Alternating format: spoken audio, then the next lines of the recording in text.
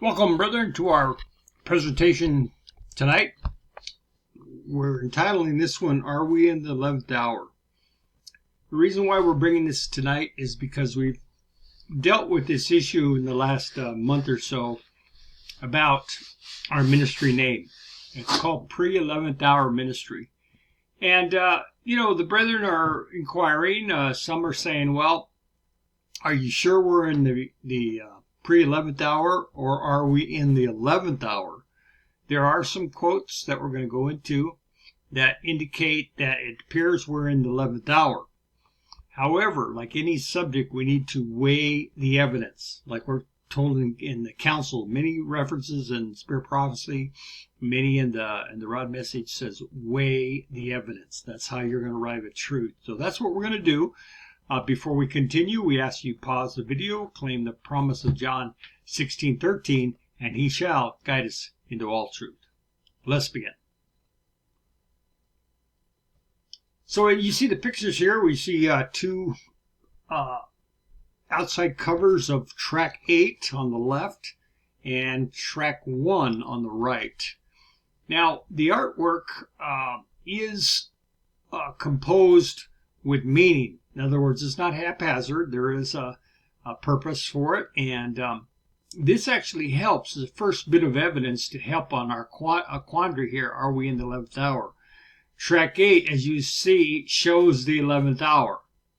And what do you see above it? Well, you see the kingdom, the premillennial kingdom. So the 11th hour and the kingdom. So we have to put those two together according to this Mount Zion at the 11th hour.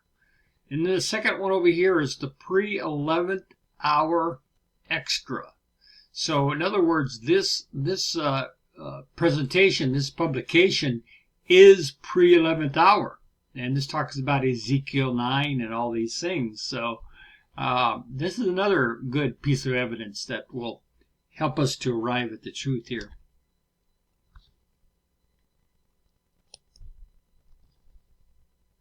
So what is a controversy? Well, it's one of the subjects, as the Spirit Prophecy says, you must dig deep in the mine of truth if you would find its richest treasures. Youth Instructor, July 28, 1892.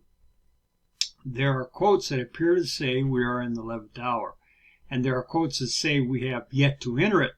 This requires close investigation. Council's Writers and Editors, page 35. It also requires us to go by the weight of evidence. In our study, can we not only find written words for our belief, but symbols, charts, and track artwork covers as well. The weight of evidence is the only fair and final criterion worthy of a Christian who must ever make an investigation for himself concerning purported truth. One answer, page 77. In considering the several several scriptures bearing on this point and on kindred points in question, we must base our conclusions solely on the weight of evidence, so that we may not only know all the truth, but also teach nothing but the truth. Track 9, page 6. We've done a video before on this channel where we call it the study keys. And the weight of evidence is one of those. And there's several more quotes that we could bring, but I think we get the point that we have to go by weight of evidence, because this is one of those subjects that you're going to need to go by weight of evidence.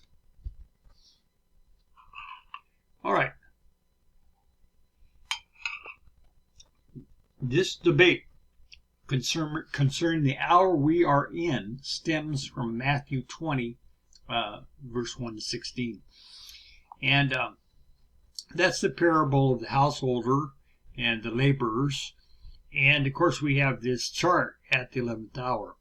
Now, we're told in the message, and we'll get to the quotes in a little bit in the presentation, but we're told in the message that symbols cannot be misconstrued, unlike words. So that's very important in our search for truth here.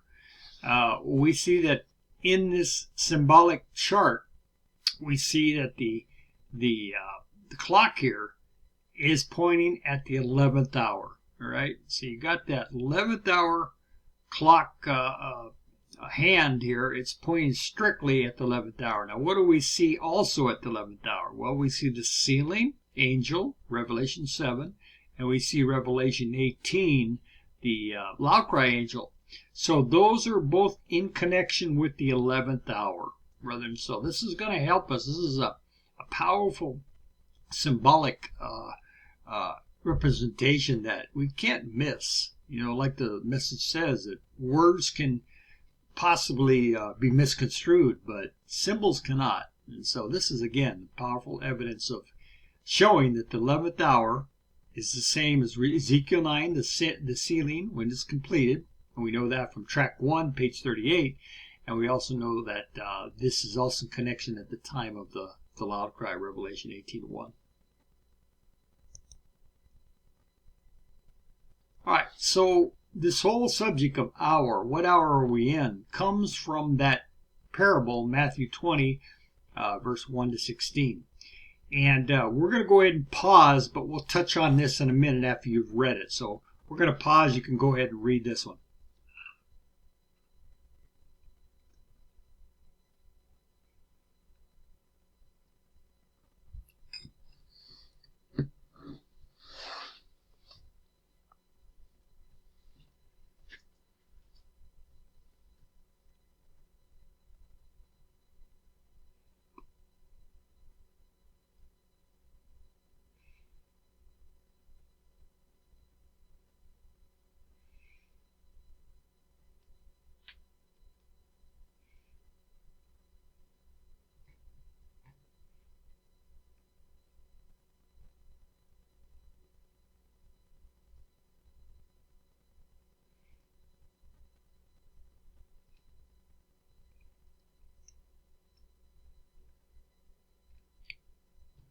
So in Two Shepherd Rod, page 236, we find that the inspired understanding of Matthew 20, verse 1 to 16 is given.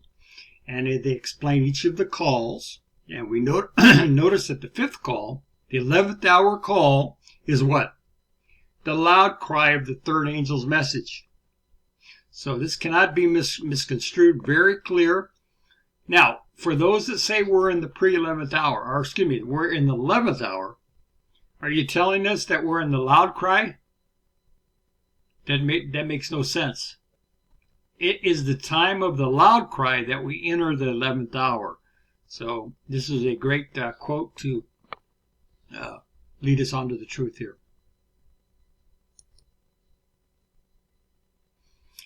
And again, we have further evidence from this harvest chart.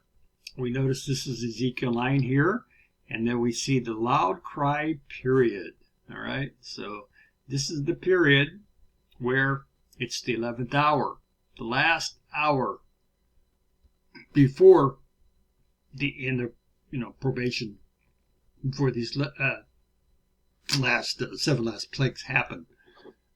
So once again, we see great preponderance. We're starting to get clarity on our issue about when the 11th hour begins. Also, I will make a comment here that, and we touched on this before, it shows that Ezekiel 9 and the period right after is the loud cry. However, brethren, if you do an in-depth study, you'll find that the loud cry itself, the message to the world, does not appear or take place very quickly after Ezekiel 9, okay? So don't misconstrue this just because it has this period in here where it says loud cry, that the actual loud cry message is going out right here, right after Ezekiel 9. There's developments that take place. So you have the church federation, at which time the kingdom is being set up so that they can call out the brethren from Babylon into a ready-made kingdom, so that it's not haphazard. In other words, there are some brethren that say, oh, right after Ezekiel 9, we all go out into the world and start doing the loud cry, and then what are you going to do? Bring the brethren into a discombobulated land without anything set up and the kingdom ready for them? No. God is a God of order. So things have to take place, and then the loud cry begins to the world.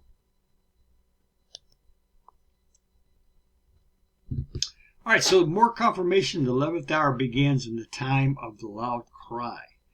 And we'll go ahead and pause. You can read this. This is found in White House Recruiter, page 23 to 24.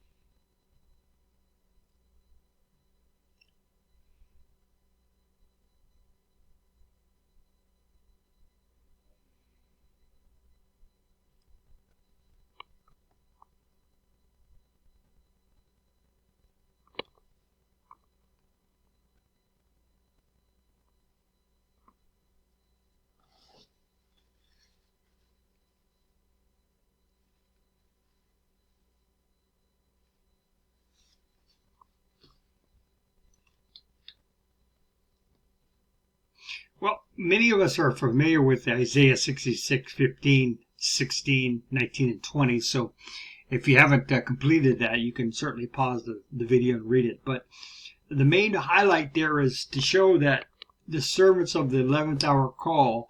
Well, what's the call? Well, the call is the judgment of the living worldwide to all nations. So that's the 11th hour call. Obviously, we're not in that call right now. Again, we'll go ahead and pause and let you read this.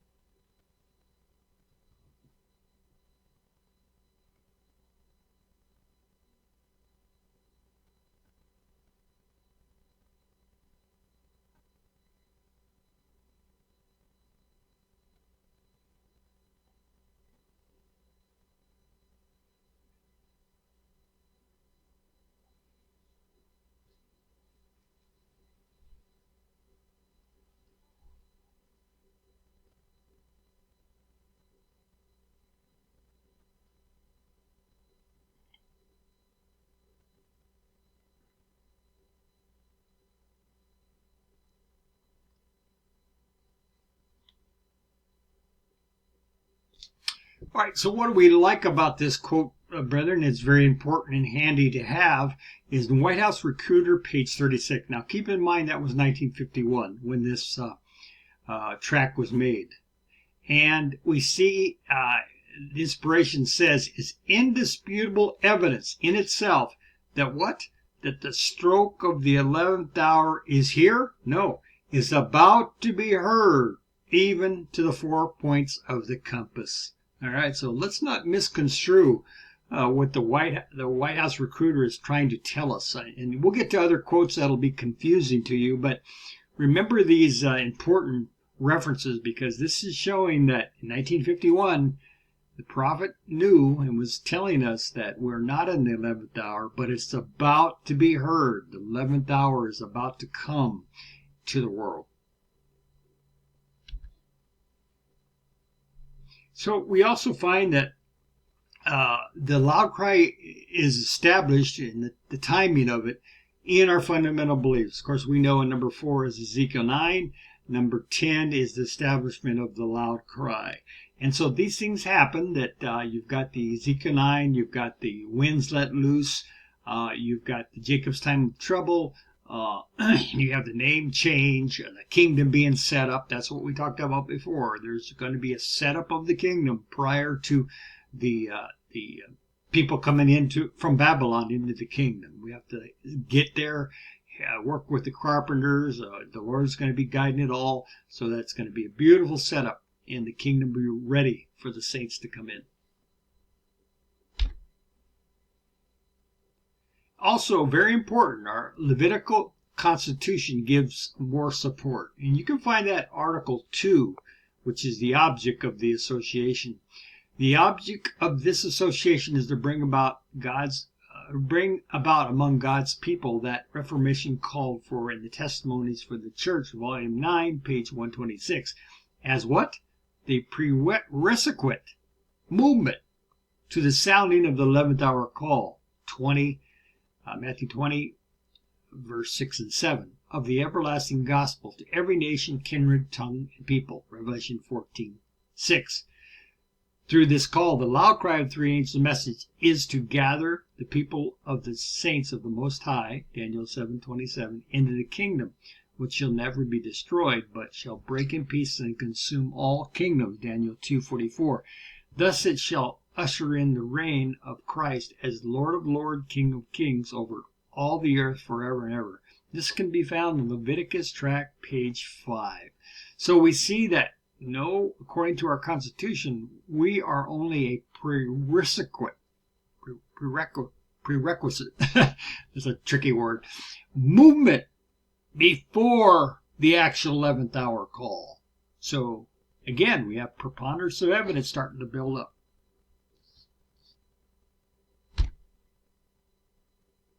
All right, so let's look at our summary so far. The message puts the 11th hour after Ezekiel 9 at the time of the loud cry. This is supported by the charts and track covers as well. Importantly, the loud cry does not begin until after Ezekiel 9, as our fundamental beliefs establish. However, there are some references that we must look at in section 2 of this report that seem to indicate that we are in the 11th hour. Again, as mentioned, because the subject has references that seem contradictory, we are forced to go by the weight of evidence. Many subjects require this. For example, the controversial those with 144,000. So we'll find that there are several subjects in this message that's going to make us deep dive into our studies, because we have to go by weight of evidence. And this certainly is one of them. Now, earlier today, we did a presentation on our ministry, pre-11th hour ministry channel. And we did that with the brethren on their study free conference call. So the next slide, we're just going to go ahead and pass, because that's a section that doesn't apply here. All right, so now we're going to get to some of the controversies, and you'll find that a lot of them are found in White House Recruiter, brethren. Now at the 11th hour. All right, so we notice that the White House Recruiter on page 61 says now at the 11th hour. Therefore, the Recruiter is marshaling forces the world around to the standard of the great Prince of Truth in preparation for heaven's imminent D-Day assault against the abominations that are carried on by the hypocrites by the dragon's flood, Revelation 12:15. Soon, though, the earth will open its mouth and swallow up the flood. Then those who are left, the remnant, the escape of Israel, the first contingent of commandos for Christ, will put such firmness and decision into their that they will make a break against the barriers of Satan. Testimonies to Ministers, page 413, and again, a White House Recruiter, page 61. So, brother, we're going to have to make an analogy here of what this is really saying. Many of you have probably went to a baseball game or a football game, and the announcer comes on and says, "Now as the game begins, let us stand for the national anthem." Well, the game has not begun yet it is announced it has. The only way that we can harmonize this is to say we are to understand at the 11th hour, as we are almost there and entering it. We are approaching it. A key reference about this understanding will be shown later in the presentation. So you will see as we go along here in this study that we can understand the several references in the White House Recruiter that says now at the 11th hour, because the reference we're going to show you helps us to understand the correct context of it. All right, so we have another one, page 51. Now that the 11th hour call is sounding, the Lord is at the outset calling into his vineyard all ministerial and Bible work candidates who are graduates or undergraduates of Seventh-day colleges and who are standing idle, waiting to be hired. In addition, he is calling up for the glorious final service all still able-bodied presentation workers, will you not, brethren, all of you, now respond to this last and most glorious call? You can start out for the vineyard immediately after successfully completing an intensive 3-month seminar course of study on present truth relations, which give power and force to the third angel's message, early writings, page 277, and which unveil the judgment of the living, the great and dreadful day of the Lord. Again, White House Recruiter, page 51. And on page 54, now that all things are ready, brethren, this is your divine call at the 11th hour. God forbid that you let slip away from you this never so precious opportunity to make your calling election sure. 2 Peter 1 verse 10. White House Recruiter 54. Note, to harmonize this, we should understand that the message of the 11th hour call is now sounding to our church. First, the 11th hour servants must be obtained in order for them to be ready for the clock striking on the 11th hour, which we have learned is when the loud cry, Revelation 18:1, is going worldwide.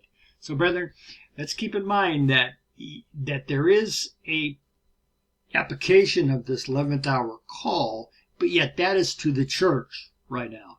And why? Because it wants the Lord wants us, His 11th hour servants, to be ready when that clock strikes 11, which is the time of Ezekiel 9, the time of the loud cry.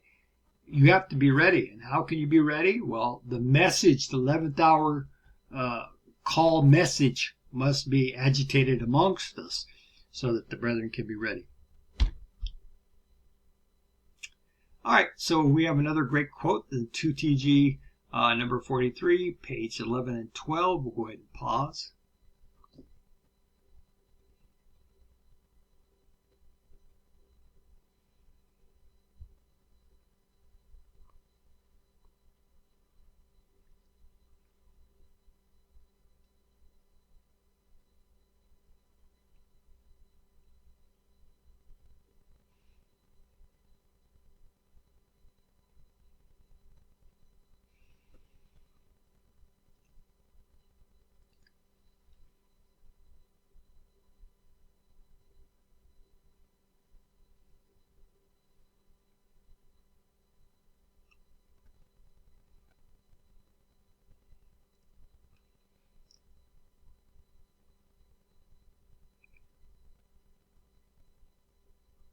All right, so to clarify, the 11th hour servants have a message given now to the church.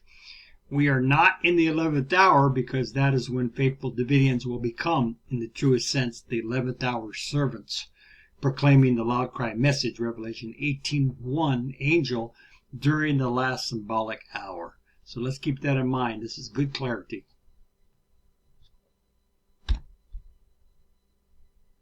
Now, the purpose of all this is that we want to obtain harmonization. And we know from 2 Symbolic Code number 1, page 5, 3 Answer, page 53, track 12, page 24, and several other references, brethren, that harmonization is very important. We're not going to read these now, but you can pause the video if you want to read each one of these quotes and understand that without weight of evidence, without harmonization, without marking every word, you're going to get maybe tangled up. You're not going to be able to clearly see the intended lesson or truth of a subject.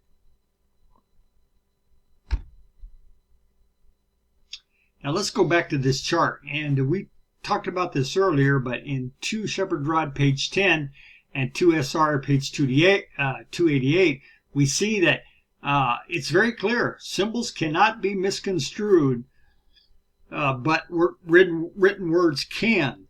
So this is, like I said, very powerful, brethren, that this is all showing when the 11th hour comes.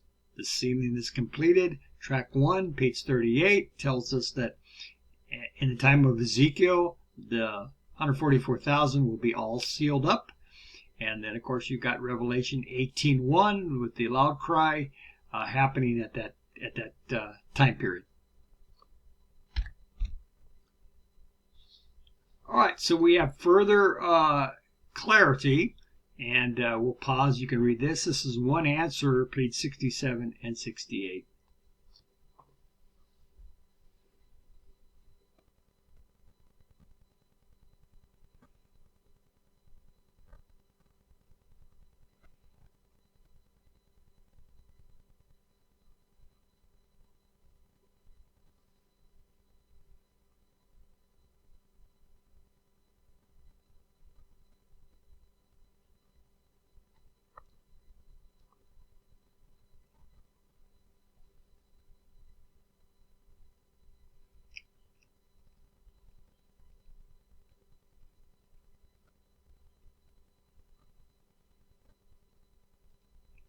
Now, the reason why we like this is because this is actually showing a double purpose of the 11th hour movement. First to the church, okay? First to the church, then to the world. So the 11th hour movement exists now, yes it does, but the work now is not the loud cry, but the message that the judgment of the living is to begin in our church very soon, and it's preparing the servants for the final 11th hour work. Double, therefore, is the 11th hour movement's work. First to the church, then to the world, the striking of the clock at the 11th hour. Thus, to harmonize, we should remember Davidians can be called 11th hour workers involved with the 11th hour movement, which is now taking place before the actual 11th hour. So this whole process is like putting the pieces of the puzzle together. Each piece goes together, and pretty soon, like any subject, we can sit back and say, I see the whole picture. Isn't that beautiful? It's a nice picture. Why? Because we put the references together. We haven't left out references. We haven't, ignored them. We're not perfect, so there may be, a few that haven't been brought here in this study, but you can believe that the weight of evidence is strong in one direction on this particular subject. No candid Bible student would build a theory upon an interpretation that would lead him to set aside all other scriptures on the subject. He will seek to make his final analysis in such a way as to be in perfect harmony with all of them, or confess that he does not have the light on the subject. 3 answer, page 53.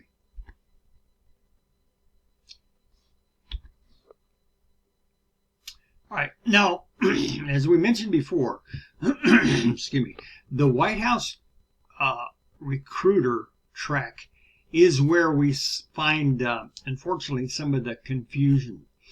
And but generally speaking, the weight is heavily towards us being pre-11th hour, not in the 11th hour. Now, in White House Recruiter, page 48. You can read the whole statement at your leisure, but we want to concentrate on what it says. Obviously, these men wondered at the escape and disclosed to view before the 11th hour? No, at the 11th hour. All right? So the ones that escape and the survivors of Ezekiel 9 are disclosed to view at the 11th hour. And they are servants who make up the long-looked-for layman's movement. Testimonies, volume 9, page 125 and 126. The 11th hour is, therefore, the time in which the Spirit prophecy points when it says, and she gives this quote, the Testimonies 5, page 80 and 82. Now, we researched those particular testimonies, and they're speaking of after Ezekiel 9. So we're getting more preponderance of evidence, brethren, that we have yet to enter the 11th hour.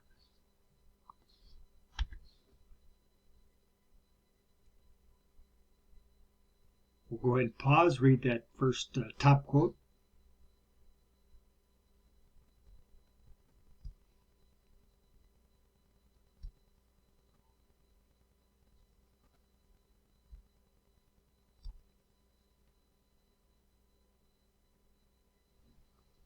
So in order to harmonize, called into the Lord's vineyard at the 11th hour must be the worldwide vineyard when the 11th hour strikes. But now, Davidians are doing the prophetic work of the 11th hour call, meaning the application to the church first to obtain the future 11th hour servants.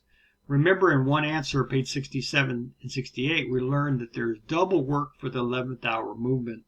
Further, we remember in this very book, the Leviticus, in our constitutional articles, we read, the movement now is a prerequisite to sounding the 11th hour call, Matthew 20, verse 6 and 7, of the everlasting gospel to every nation, kindred, tongue, and people, Revelation 14:6. So, once again, brethren, inspiration is not double-minded, right? In Leviticus tract 5, it doesn't say we're in the 11th hour. We're what's called the prerequisite movement. It's the pre-11th hour movement, if you will. So this is very clear. All right, now we're going to talk about that key that we found with these kind of references. White House Recruiter, page 61. Now, at the 11th hour, therefore, the recruiter is marshaling forces the world around to the standard of great prince of truth, in preparation for heaven's imminent D-Day assault against the abominations that are carried on by the hypocrites, by the dragon's flood, Revelation 12:15. Soon, though, the earth will open its mouth and swallow up the flood. Then those who are left, the remnant, the escaped of Israel, Isaiah 4:2, the first contingent of commandos for Christ, will put such firmness and decision into their testimonies that they will make a break against the barriers of Satan. Testimonies Ministers, page 417. Again, White House Recruiter, page 61. Now, we found a key, brethren. This is so important. It's also found in the White House also, page 64. The prophet Hosea, too, was shown this great ingathering of all God's people now at the 11th hour. You see that? Now, at the 11th hour, the ingathering of all God's people. And then it goes on to quote Isaiah 3, verse 4 and 5. Then, and Hosea 1, verse 11. And then shall the children of Judah and Israel be gathered together, appoint themselves one head, and they shall come up out of the land, for great shall be the day of Jezreel. So according to this statement, now at the 11th hour is not meaning right now, but a future time. Now is taken symbolically.